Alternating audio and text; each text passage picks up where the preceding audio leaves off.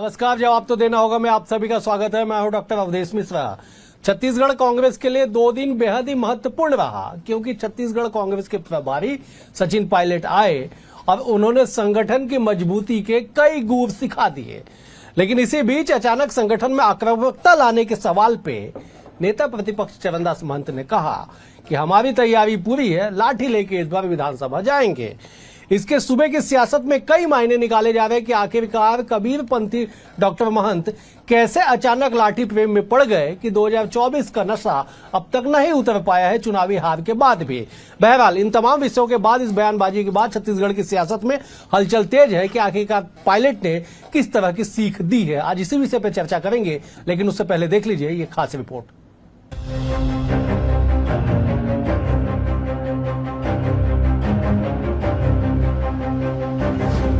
छत्तीसगढ़ कांग्रेस के लिए 23 और 24 जून की तारीख बेहद महत्वपूर्ण मानी जा रही है, क्योंकि कांग्रेस प्रभारी ने प्रदेश संगठन को चार्ज करने, मुद्दों को लेकर सदन से लेकर सड़क तक की लड़ाई लड़ने, आपसी गुटबाजी भूलकर सरकार के खिलाफ लड़ाई लड़ने कई तरह की तीखी नसीहतें दी हैं। और न केवल नसीहतें दी, बल्कि अमल कर रिपोर्ट तैयार कर भेजने के भी निर्देश दिए हैं। तो वहीं पीएसी की बैठक में संगठन में अनुशासन, सरकार के खिलाफ आक्रामक रवैया न अपनाने, एकजुटता से कार्य न करने को लेकर पूर्व सीएम की तल्खियां भी सुर्खियों में रहीं। दरअसल सचिन पायलट के 2 दिवसीय दौरे के पहले दिन आयोजित पीएसी की बैठक में पूर्व सीएम भूपेश बघेल ने सरकार के खिलाफ आक्रामक रवैये से बचने को लेकर नेता प्रतिपक्ष और पीसीसी चीफ पर सवाल उठाए, जिसके बाद देर रात तक चली कांग्रेस विधायक दल की बैठक के बाद मीडिया से चर्चा करते हुए नेता प्रतिपक्ष डॉक्टर चरणदास महंत ने हंसते हुए कह दिया कि हमारी पूरी तैयारी है, हम इस बार लाठी लेकर विधानसभा जाएंगे। बड़ी अच्छी तैयारी चल रही है और सब लोग इस बार लाठी लेके जाएंगे। बड़ी अच्छी तैयारी चल रही है और सब लोग इस बार लाठी लेके जाएंगे। बड़ी अच्छी तैयारी चल रही है और सब लोग इस बार लाठी लेके जाएंगे। तो सुना आपने डॉक्टर महंत क्या कह रहे हैं। वे कह रहे हैं कि इस बार विधानसभा लाठी लेकर जाएंगे। दरअसल कबीरपंथी डॉक्टर महंत का लाठी प्रेम कोई नया नहीं है। साल 2024 में हुए लोकसभा चुनाव के दौरान राजनांदगांव प्रत्याशी और पूर्व सीएम भूपेश बघेल के नामांकन सभा का वह बयान याद कर लीजिए, जिसमें महंत ने कहा था कि लाठी लेकर पीएम मोदी का सर फोड़ने वाला नेता चाहिए। उस वक्त भी लाठी वाले बयान से खूब सियासी हलचल मची थी। गृह मंत्री विजय शर्मा दर्जनों कार्यकर्ताओं के साथ लाठी खाने महंत के बंगले कूच कर गए थे। बहरहाल महंत ने एक बार फिर लाठी वाला बयान दे दिया है, जिसके बाद प्रतिक्रिया आना लाजमी है। सूबे के उप मुख्यमंत्री अरुण साव ने कहा कि राजनीति और लोकतंत्र में हिंसा का कोई स्थान नहीं। कांग्रेस ने गांधी जी के नाम का कैसा इस्तेमाल किया है देश जानता है। साथ ही यह भी कहा कि मॉनसून सत्र के लिए सरकार पूरी तरह से तैयार है। सरकार की अपनी पूरी तैयारी है विधानसभा सत्र को लेकर। जहां तक नेता प्रतिपक्ष के बयान की बात आपने कही, राजनीति में, लोकतंत्र में हिंसा का कोई स्थान नहीं है और इतने सीजन्ड नेता हैं, इतने सीनियर नेता हैं, ऐसे शब्दों का इस्तेमाल मुझे लगता है कि नहीं होना चाहिए। ये बात भी हैरान करती है कि कांग्रेस के प्रभारी मुद्दों की सियासत करने, जनहित की आवाज उठाने, सड़क से लेकर सदन तक आक्रामक होकर जनता के हक में आवाज बुलंद करने की तीखी नसीहत दे जाते हैं और उनके नेता लाठी लेकर विधानसभा जाने की बात कह देते हैं। अब ऐसे में सीधा सवाल यह है कि क्या कांग्रेस के कुनबे में कलह, क्या लाठी से होगी सुलह? Bureau report BSTV Chhattisgarh.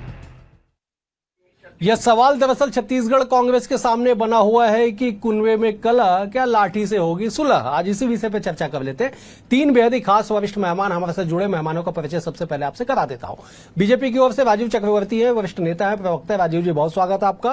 Congress की ओर से अमित श्रीवास्तव जी, वरिष्ठ नेता है, वरिष्ठ अधिवक्ता। अमित जी आपका भी स्वागत है।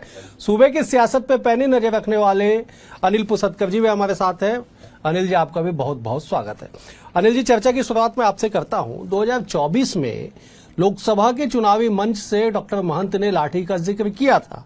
चुनावी परिणाम सबके सामने है। फिर से एक बार डॉक्टर महंत कह रहे हैं कि लाठी लेके विधानसभा जाएंगे तब जब ठीक एक दिन पहले जब पीएसी की बैठक होती है तब पूर्व मुख्यमंत्री आक्रामकता को लेकर सवाल उठाते हैं। नहीं, देखिए डॉक्टर साहब, भूपेश बघेल जो है पूर्व सीएम, उन्होंने जो सवाल उठाए कांग्रेस संगठन पर कि जो सरकार को जिस अंदाज से घेरना चाहिए, जिस आक्रामकता से घेरना चाहिए, ये उसका जवाब था जो उन्होंने हास परिहास में दिया, मजाक में दिया, हंसते हुए दिया। डॉक्टर साहब बाई नेचर जो है बड़े कूल और जो है उनको कहा जा सकता है वो बहुत मैच्योर लीडर है और सुलझे हुए भी हैं, कबीरपंथी हैं, वो खैर अलग बात है, लेकिन वो मध्य प्रदेश, अविभाजित मध्य प्रदेश में गृह मंत्री रहे हैं। ये सारे जो नेता आज जो दिख रहे हैं उनके सामने तो समझ लीजिए शुरुआत हुआ था उनकी राजनीति की शुरुआत हुई थी।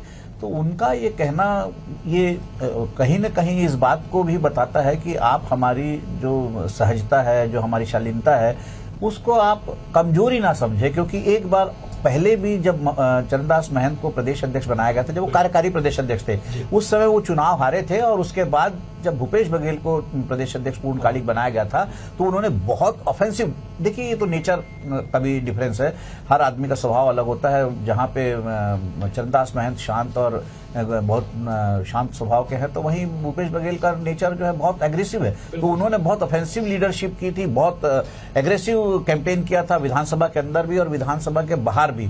तो उसका जो ऐसा लगता है कि उनको ये लगता है कि उस एग्रेसिव कैंपेन के कारण ही जो है सरकार जो आई थी और बीजेपी की सरकार गई थी, तो वो आज भी उसी बात पर, उसी फॉर्मूले पर जाना चाहते हैं। और उन्होंने इस बात को सचिन पायलट के सामने में कहा था। अब सचिन पायलट ने हो सकता है सबसे बात की हो, डिस्कशन हुआ हो, तो वो उसका एक जवाब है, लेकिन मैं नहीं समझता कि लाठी से कोई चुनाव जीता जा सकता है। और ये डॉक्टर साहब भी, उन्होंने भी हंस के कहा है। बिल्कुल सर जी, जरा बताइएगा कि आखिरकार लाठी का जिक्र बार बार डॉक्टर साहब क्यों कर रहे हैं?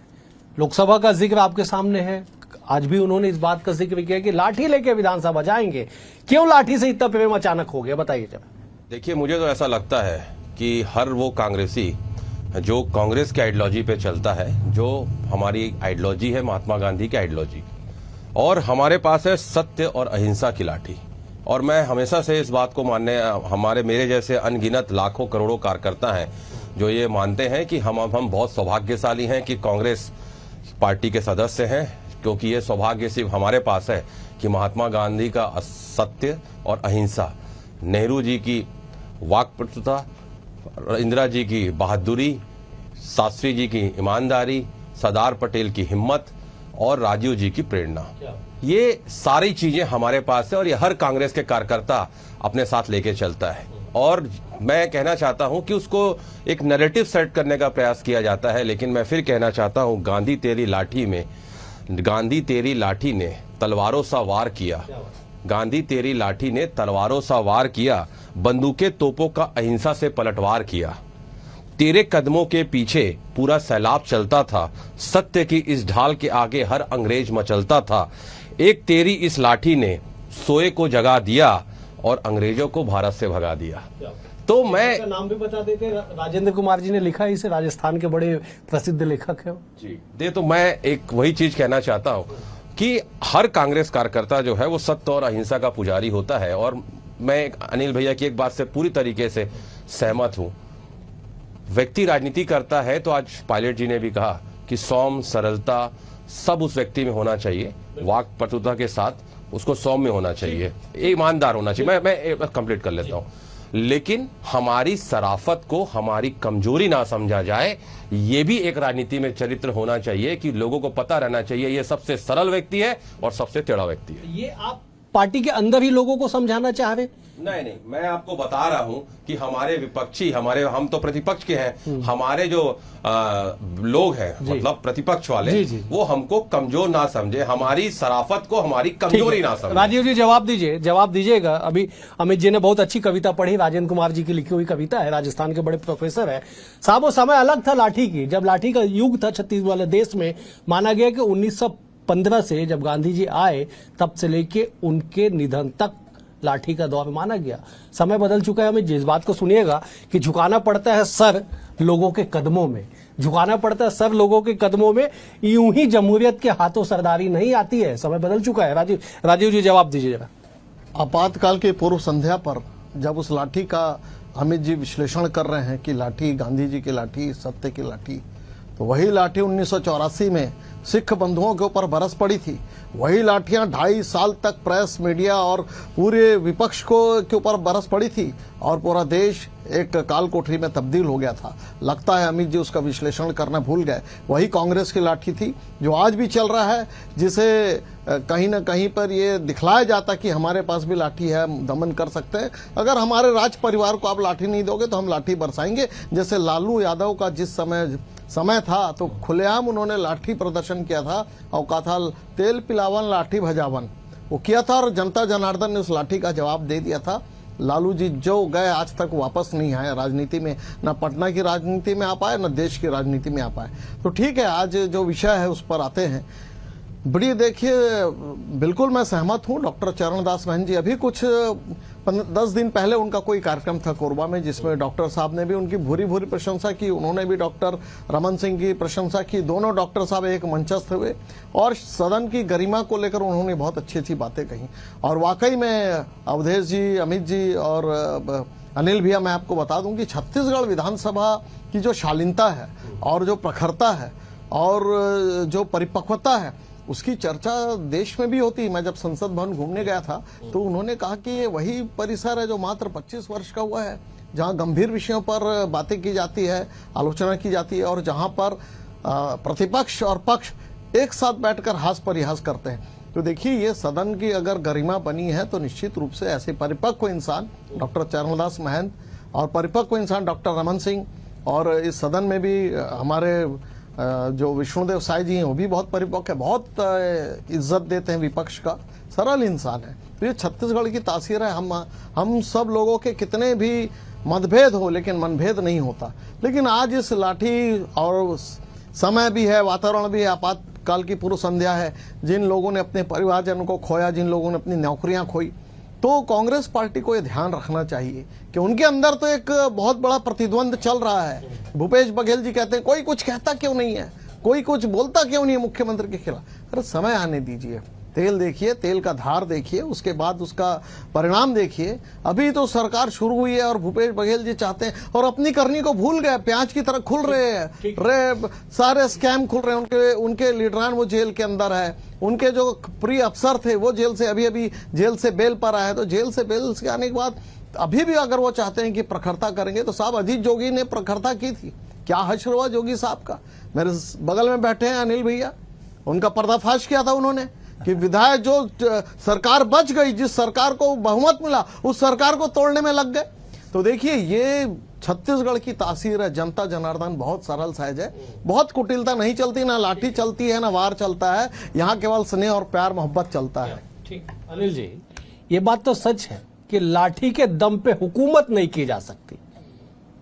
अब अगर राजनीति में बड़े राजनीतिज्ञ जिनकी उम्र मेरी उम्र से ज्यादा उनकी राजनीतिक उम्र है, अगर वो बार बार लाठी का जिक्र करे तो चर्चा तो होगी ना साहब।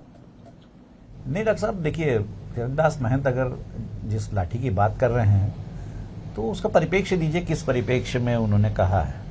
उससे पहले जो कांग्रेस की एक बड़ी मीटिंग जो थी, उनकी पॉलिटिकल अफेयर कमेटी की मीटिंग थी और कोई छोटी बैठक नहीं थी, उसमें उनके प्रभारी भी आए थे। हालांकि प्रभारी ऐसे हैं जो छत्तीसगढ़ में बहुत भारी है, वो अपने राजस्थान पे भी भारी रह चुके हैं, तो राजस्थान को तो संभाल नहीं पाया। यहाँ देखिए, जो महत्वपूर्ण सवाल है कि अब राजीव चक्रवर्ती ने जो पूरी तारीफ की अपनी विधानसभा की और नेता प्रतिपक्ष की और सबकी, इनको तो अच्छा लगेगा अगर इनके सरकार को नहीं गिरते हैं तो बहुत अच्छी बात है। भूपेश बघेल ने जिस बात को लेकर जिन बातों को लेकर उल्लेख किया, या जो उनकी मंशा थी, वो साफ साफ यही थी कि आप जो है, आपकी जो भूमिका होनी चाहिए। देखिए 2000 जो भूपेश बघेल की सरकार आई थी 18 में, तो उस समय भाजपा की सरकार, भाजपा बहुत कम 14-15 सीट थी, लेकिन उनका परफॉर्मेंस जो विधायकों का था वो आज के कांग्रेस के 35 परफॉर्मेंस से ज्यादा अच्छा था। ब्रिजमोहन और अजय चंद्राकर जिस तरीके से सरकार को बहुत लिमिटेड सीट्स लाने के बावजूद भी घेरते थे, वैसा परफॉर्मेंस आज दिख नहीं रहा है। तो भूपेश बघेल उस समय मुख्यमंत्री थे, उन्होंने वो दौर देखा है भूपेश बघेल का एक कहना यह भी है कि आप जो मामले उठा रहे हो वो अपनी ही सरकार के खिलाफ उठा रहे हो, इस सरकार के खिलाफ बोल नहीं रहे। इस सरकार के खिलाफ मामले उठाने का काम जो है अजय चंद्राकर कर रहे हैं। मैं मतलब अब नाम एक ही ले देता हूँ, बाकी तो बहुत सारे 5-6 लोग हैं। देवजी पटेल की आत्मा बहुत सारे लोगों में है। देवजी पटेल अभी है, जीवंत भाई हमारे मित्र हैं। तो ये इसलिए उनका कहना है कि सरकार को जिस अंदाज में या जिस तरीके से विधानसभा के अंदर घेरना चाहिए, विधानसभा के बाहर घेरना चाहिए, जो उन्होंने अपने अध्यक्षीय कार्यकाल में जो परफॉर्मेंस दिखाया था वो चाहते हैं कि वैसा ही हो। वैसा अभी दिख नहीं रहा है, इसलिए उन्होंने ऐसा कहा। और सिंबॉलिक उसका जवाब जो है चरणदास महंत ने कहा कि भाई ठीक है, हम अब लाठी लेके चले जाते हैं। अमित जी, क्या आप नहीं, दुनिया जानती है कि गांधी जी की लाठी अहिंसा का प्रतीक माना गया। व गांधी जी की लाठी को हिंसा का प्रतीक कभी नहीं माना गया। 12 मार्च 1930 जब साबरमती से डांडी की ओर बढ़े थे, तब उन्हीं के मित्र काका कालेलकर ने उन्हें लाठी दी थी। इसलिए दी थी कि ऊबड़ खाबड़ पहाड़ नदी रास्ते को पार करते हुए जब आप 240 मील पैदल चल के जाएंगे, इस लाठी के सहारा लीजिए, आगे बढ़ के जाएंगे। लेकिन वो लाठी अचानक आक्रामकता में कैसे तब्दील हो गई गांधी के पार्टी के लिए? देखिए, आपने ठीक कहा कि जो डांडी मार्च से लेकर देश को स्वतंत्रता दिलाने तक, और वो लाठी जो उनके हाथ में थी वो एक लकड़ी वाली लाठी आप मत समझिए, वो एक आजादी की मसाल थी। और निश्चित तौर पे स्वतंत्रता आंदोलन में जिस प्रकार के पूरे देश के लोगों ने जो अहम रोल किया, कहते भी थे कि आंखों में चश्मा, हाथ में लाठी, चेहरे पर मुस्कान लिए, दिल में उसके हिंदुस्तान था। और जब गांधी जी आह्वान करते थे तो पूरा देश एक हो जाता था अंग्रेजों के विरुद्ध। तो आपका ये कहना कि अहिंसा, आप बता दीजिए 75 साल में कौन सा व्यक्ति हमारे कांग्रेस की जो आइडियोलॉजी को मानता होगा वो हिंसक हुआ होगा। देखिए, हर जगह कुछ लोग होते हैं, अपवाद होते हैं, निश्चित तौर पे अपवाद होते हैं, लेकिन मैक्सिमम मुझे लगता है अगर आप 99% लोग अगर उस आइडियोलॉजी को लेके चलते हैं, आप देखिए आरएसएस में भी लाठी भांजना सिखाया जाता है, आत्मरक्षा के लिए सिखाया जाता है, वो भी लाठी लेके चलते हैं। तो मैं उस पर नहीं जाना चाहता, लेकिन मैं आरएसएस को गुरुजी गोलवलकर ने लाठी दी थी, वहां काका कालेलकर ने जी, मैं वही चीज कहना चाहता हूं कि हर कुछ डिपेंड करता है। अवधेश जरूरी नहीं है। मेरे बहुत से मित्र हैं जो अधिवक्ता हैं, वो रिवॉल्वर लेके चलते हैं अपनी आत्म सुरक्षा के लिए, जो हाई कोर्ट वगैरह कहीं पर है। इसका मतलब ये नहीं कि अगर वो लाइसेंसी शुदा है, खतरा हो गया। महंत जी को किससे खतरा हो गया कि वो महंत जी को किससे खतरा हो गया कि अपने आत्मरक्षा में लाठी लेके जाएंगे वो? देखिए, मैंने आपको कहा या तो मैं आपको समझा नहीं पा रहा हूं, या आप समझ नहीं पा रहे हैं, या समझना चाहते नहीं है। 3 में से एक चीज जरूर है। जब मैं आपसे कह रहा हूं कि जिसके संग सत्य और अहिंसा की लाठी हो, वो उसी परिप्रेक्ष्य में कह रहे हैं। मैंने कहा ना कि कल 12 बजे तक मैं साथ में था, आज सुबह मैं अपने नेताओं के साथ था। ऐसी बहुत सी न्यूज जो मैं आपके चैनल पे ओपनली नहीं कहना चाहता कि नेगेटिव न्यूज क्यों दिखाई जाती है, पॉजिटिव न्यूज क्यों नहीं दिखाई जाती। तो एक नैरेटिव सेट करने का प्रयास किया जाता है। आप जैसे अच्छे लोग भी हैं जो दोनों पक्षों को दिखाते हैं, लेकिन मेरा फिर प्रश्न है कि आप अगर चौथे स्तंभ के आप लोग हैं तो जनता चाहती है कि सत्य दिखाएं जो हुआ है। लेकिन मैं कल से, क्योंकि उस पूरे एपिसोड में मैं इन्वॉल्व था, रात के 12 बजे तक अपने नेताओं के साथ था सेलिब्रेशन होटल में, आज सुबह से मैं फिर उनके साथ था, लेकिन मैंने ऐसी कुछ चीजें देखी कि जो पॉजिटिव चीज है, जो अगर तारीफ करे सचिन पायलट जी कि दीपक बैस जी ने बहुत अच्छा किया, आप बताइए कौन उसको दिखा रहा है। लेकिन उस सीट को वो लाठी वाली, तो आज सब जगह उसमें डिबेट करके हम आ रहे हैं। तो हमको भी एक सोचना पड़ेगा कि क्या हम दिखा रहे हैं, क्या जनता वो देखना चाहती है, वो देखना चाहती भी है कि नहीं। वो तो जनता तय कर लेगी ना अमित जी कि जनता क्या देखना चाहती है। आपने शायद नहीं देखा होगा, BSTV 4:30 बजे का बुलेटिन उठा के देख लीजिए। जितनी बात सचिन पायलट ने कही, सारी बात जनता को हमने दिखा दी। चाहे वो तारीफ करने की बात हो, मान जी की तारीफ की बात हो, दीपक बैज की तारीफ करने की बात हो, और PSC के भीतर जो बातें हुई उसको भी जनता देखना चाहती है, उसको भी हमने जनता को दिखाया। तो ढूंढना पड़ेगा, हम लोग कल से ढूंढ रहे हैं कि वो बातें बाहर कैसे आएंगी। देखिए, ये कांग्रेस का लोकतंत्र है साहब, आप भी बेहतर जानते हैं कांग्रेस के लोकतंत्र है। मैं इसका और मैं राजू जी की बात का जवाब दे दूं, पत्रकार इनके कार्यकाल में हेलमेट पहन के जाते थे आप लोग, ये हमको आत्म शिक्षा दे रहे हैं। अभी गरियाबंद में पत्रकार के साथ मारपीट हो गई, इनके कार्यकाल में बस्तर में पत्रकार की हत्या हो जाती है, ये हमको ज्ञान दे रहे हैं। जवाब ले लीजिए, राजीव जी जवाब दे दीजिए। देखिए, एक तो मैंने कहा 2.5 वर्ष तक आपने लोकतंत्र का अपहरण कर दिया।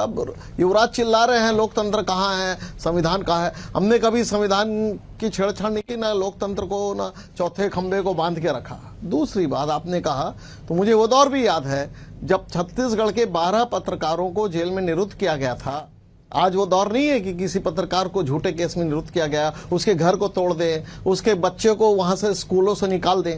तो कांग्रेस पार्टी लाठी और गांधी की बात तो केवल पोस्टर पे करती है। गांधी जी के चश्मे को अस्पृश्यता हटाने के लिए 50 सालों तक ढोंग करते रहे। हमने आप स्वच्छता पोस्टर अभियान निकालते ले लिया। हैं उस आप व्यक्ति गांधी का के पोस्टर जो खुद नहीं, सेकंड नहीं, लेफ्टिनेंट नहीं, रैंक रखता मैं हो, बोल- उसके मैं पिताजी देखिए, पायलट थे, मैं आपको आप नहीं उसके बोला। ऊपर पोस्टर नहीं, उतार के सैनिकों का नहीं, अपमान पोस्टर करते हो। नहीं, सैनिक एक अच्छा मिनट, अमित जी, वो एक रहे राजीव जी उनका कंप्लीट कर पुत्र क्या कर रहा है। देखिए ये सब जो पुत्र पिता वो खुद और सेकंड लेफ्टिनेंट विरासत है और- भाई। नहीं, पुत्र पिता और ये विरासत और सियासत की बात मत करिए अमित जी।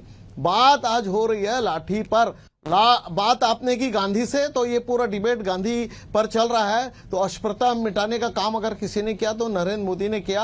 आज हर किसी के हाथ में झाड़ू और रापा है और गर्व से कलेक्टर भी फोटो खिंचाता है और जो सफाई मित्र है उनका हम सम्मान भी करते हैं। आप 50 साल तक केवल फोटो दिखाते रहे कि अस्पृश्यता मिटाओ। तो गांधी जी के असली अनुयायी भारतीय जनता पार्टी है, न कि आप है। आपने उस लाठी से लोगों का सर फोड़ा, चितपावन ब्राह्मणों का सर फोड़ा है खोज खोज कर। उनके संस्थाओं को गांधी जलाया जी का आपने। अपमान किया गांधी भोपाल जी में की हत्या सांसद, के बाद- आपने उसको नोटिस गांधी देकर जी छोड़ की दिया, हत्या के बाद पार्टी तक से नहीं आप निकाला। लोगों ने और आप आज चितपावन गांधी जी की ब्राह्मणों बात कर रहे हैं। और आपको हक कहते नहीं हैं है, यहूदी आपको के हक लोग नहीं है बात करने का। आपके लोगों जिसने ने उनके कहा बारे में आप शब्द कि ये कहे यहूदी के थे, आपने उनको संतान है। सांसद रखा। तो ये बातें प्रज्ञा ठीक नहीं है। ठाकुर को आपने पार्टी से निकाला नहीं, क्या? ठीक है। नहीं, अभी प्रधानमंत्री तक सिर्फ नहीं कह दिए मैं जीवन भर माफ लेकिन नहीं करूंगा। गांधी- हाँ, ये नहीं दोहरा किया ना। चरित्र नहीं चलेगा। नहीं, अब वो हम क्या संसद से उनको बर्खास्त कर देते उन्होंने। अरे पार्टी से तो निकाल सकते अभी थे, दोबारा हमने पार्टी दूसरे से तो को निकाल रख सकते दिया। थे। देखिए लेकिन बात हो रही है, डंडे की बात आई तो दूर तलक जाएगी साहब। तो ये डंडा कांग्रेस का ये कभी झंडा नहीं फहराता। ये डंडा हमेशा लोकतंत्र का हत्यारा रहा है। लोगों को मारती है, पत्रकारों को डराती है जनता। अब छत्तीसगढ़ की बात कर दूं, सियावा से लेकर न जाने कितने गोलीकांड हुए, चुन चुन के मारा लोगों को, पत्रकारों को, जनता को, किसान नेताओं को। ये कांग्रेस पार्टी। बिलासपुर के पाठक जी का भी याद कर लीजिए, नहीं क्या तो- किया था आप लोगों ने। अभी ठीक है, चरणदास जी अच्छे नेता है, वो भी बहुत बड़े पत्रकार थे। राजीव जी हम इसे अंतर हो गए, ठीक है। मैं जब अनिल जी का रुख करता हूं, अनिल जी ठीक है, पत्रकारों की हित ऐसी सब है। मैं साधुवाद देता हूं दोनों पार्टी को कि आप दोनों पत्रकारों की इतने हित ऐसी तो है कि पत्रकारों के बेहतरी के लिए सोच रहे। अच्छी बात है, सोचिएगा साहब, सोचना जरूरी है। लेकिन अनिल जी सवाल ये है ना कि उस परिपेक्ष को लेके क्यों चुप्पी साधी जा रही है जिस परिपेक्ष में लाठी निकाली गई बयान पे। आप बार बार कह रहे हैं उस बात को कि साहब उस परिपेक्ष को समझना होगा ना कि उस परिपेक्ष में जब ये कहा गया। अमित जी अभी सोर्स पूछ रहे थे, साहब सोर्स बताने लगूंगा तो ये बात भी बतानी पड़ेगी कि रात को 1:30 बजे सचिन पायलट जी के होटल में किसके साथ और किसी एजेंडे पे चर्चा हुई है, ये भी बताना पड़ेगा मुझे। नहीं बताऊंगा मैं सोर्स, लेकिन इस बात को समझिए ना कि जिस परिपेक्ष पे बार बार सवाल उठाया जा रहा है उस परिपेक्ष को लेकर ही तो लाठी निकली ना बयानों में। नहीं देखिए, लाठी जो शब्द है वो ठीक है, गांधी जी के समय था, गांधी जी ने उसका इस्तेमाल किया। बाद में एक बहुत, मेरे ख्याल से 70-70 में एक पिक्चर आई थी बालक, उसमें एक गाना था, उसकी 2-4 लाइन थी, तेरी बकरी ठगों ने ठग ली, तेरी लाठी ले गए चोर। तो लाठी तो जा चुकी, अंग्रेज जा चुके हैं, तो अंग्रेजों के साथ लाठी चले गई। अब लाठी का जमाना रहा नहीं। अब वो भी जमाना नहीं रहा कि जिसकी लाठी उसकी भैंस, या जिसकी जो लाठी रखा है वो सबको 4 हाँक लेगा और जनता एक तरफ वोट दे देगी। वो जमाना नहीं है। जनता जागरूक है, जनता समझती है, जनता लाठी का फर्क भी जानती है। वो काका कालेलकर की लाठी को भी जानती है, वो गुरुजी गोलवलकर की लाठी को, दोनों के बीच का भी फर्क जानती है। तो अब आपको अपनी बात रखना पड़ेगा और बात रखने के लिए लाठी की जरूरत नहीं है। चरणदास महंत बहुत सभ्य, शालीन और शांत स्वभाव के जो नेता हैं, और अभी जो उनके हिस्से में जो आया इस बार, वो नेता प्रतिपक्ष का पद आया है और उनकी जिम्मेदारी है विधानसभा में जो है आक्रामक रवैया उनकी जो टीम है वो अख्तियार करे। और मेजर जो एलिगेशन था वो पॉलिटिकल अफेयर कमेटी की जो बैठक में जो ex chief minister Bhupesh Baghel का, वो उन्हीं पर था। अगर वो कह रहे हैं कि सरकार को नहीं घेर रहे हैं या मुखर होकर नहीं घेर रहे हैं, तो वो सीधा सीधा विधानसभा में डॉक्टर चरणदास महंत और उस पर था। ये कांग्रेस की गुटबाजी ही है। वैसे भी जब चरणदास महंत के सक्सेसर थे भूपेश बघेल, चरणदास महंत की जो लीडरशिप में वो फेल हो चुकी थी कांग्रेस, उस समय नहीं रमन सिंह की सरकार को हटा पाई। लेकिन भूपेश बघेल की ऑफेंसिव लीडरशिप में सरकार चली गई थी रमन सिंह की और कांग्रेस की सरकार आई थी। तो भूपेश बघेल का ये शायद परसेप्शन है कि हम ऑफेंसिव लीडरशिप से फिर से वापस सत्ता को ले सकते हैं, डिफेंसिव काम नहीं चलेगा। ये उनका अपना नेचर है, उनके स्वभाव है उनका, और चरणदास का स्वभाव नहीं है। लेकिन अगर कोई उन पर आरोप आता है और वो भी अगर छत्तीसगढ़ के प्रभारी जहां पर हो, तो उनको उसका जवाब देना जरूरी था, और उसका जवाब वो क्या देते। अब ये तो नहीं कहते कि हम जाके गला दबा देंगे सरकार का, तो वो तो यही कह रहे थे कि हम अगली बार आएंगे। तो अब उन्होंने जिस अंदाज से जवाब दिया है, उन्होंने लाजवाब कर दिया है। सारे सवालों का जवाब उन्होंने खामोशी से दे दिया है। और मैं समझता हूं कि ये जो है पूरा प्रसंग जो है, लाठी अलग विवाद का विषय है, लेकिन उसने कांग्रेस के अंदर जो चल रही है कलह, उसको जरूर बाहर ला दिया है। ठीक है, अमित जी जवाब दे दीजिए। देखिए, मैंने कहा ना कि अब आप सोर्स अनिल भैया से मत पूछेगा कि आपके सोर्स क्या, आप ये जो बात कह रहे हो आपसे तो पूछूंगा, ये मुझसे पक्की बात पूछ है। लीजिए। ठीक। देखिए, ऐसा होता है कि आधी गिलास भरी है, आधी खाली है। मैं वो भरी गिलास को देखता हूं क्योंकि मैं एक पॉजिटिव व्यक्ति हूं। आप लोग क्या देखते हैं, मैं अब जनता पे छोड़ देता हूं। ठीक है, राजीव जी, क्या आपको सच में ऐसा लग रहा है कि अमित जी जो आधा भरे गिलास को देखना चाहते हैं, जनता भी उसी गिलास को देखना चाहती है? नहीं, जनता पूरा देखना चाहती है, और जनता ने देखा है कि किस प्रकार से कांग्रेस स्प्लिट हुई, एनसीपी के रूप में या जोगी कांग्रेस के रूप में। और वो स्प्लिट अभी हो सकता आने वाले समय में भी हो। भले भूपेश बघेल जी को दायित्व दिया गया महासचिव का, उनकी नजरें छत्तीसगढ़ पर है क्योंकि यहाँ के विधायक है, और कहीं न कहीं उनकी मंशा है कि लीडरशिप मुझे दे दिया जाए अध्यक्ष का पद। इसीलिए वो अपने पार्टी के अंदर प्रहार पर प्रहार कर रहे हैं। ये प्रहार और प्रत्यंचा चढ़ गई है, ज्योतिष तो बन गए, मनसा नहीं, पढ़ने लग गए लोगों की। तो ये अच्छा, कांग्रेस के शुभकामनाएं अंतर आपको नए काम के लिए। मुझे समाप्त करना होगा। आप तीनों मेहमानों का बेहद शुक्रिया, आप तीनों मेहमानों का बेहद शुक्रिया। अमित जी आपका शुक्रिया, अनिल जी आपका शुक्रिया, राजीव जी आपका भी शुक्रिया। कुल मिला के इस बात को समझिए कि 1910 से लेकर 1947 तक लाठी का युग माना गया गांधी जी का, लेकिन साहब 1857 से लेके 1910 53 साल बिना लाठी के इस देश में स्वतंत्रता संग्राम लड़ी गई। और जब लाठी का युग चल रहा था तो देश के सबसे छोटे स्वतंत्रता संग्राम शहीद का दर्जा जिन्हें बाजी राउत को दिया गया 11 अक्टूबर 1938, उन्हें भी नहीं भूलना पड़ेगा। बहरहाल सियासत में इस लाठी का अंत कहां होगा, आने वाला वक्त तय करेगा। फिलहाल आज के लिए इतना ही। कल एक और विषय के साथ होगी मुलाकात, तब तक नमस्कार।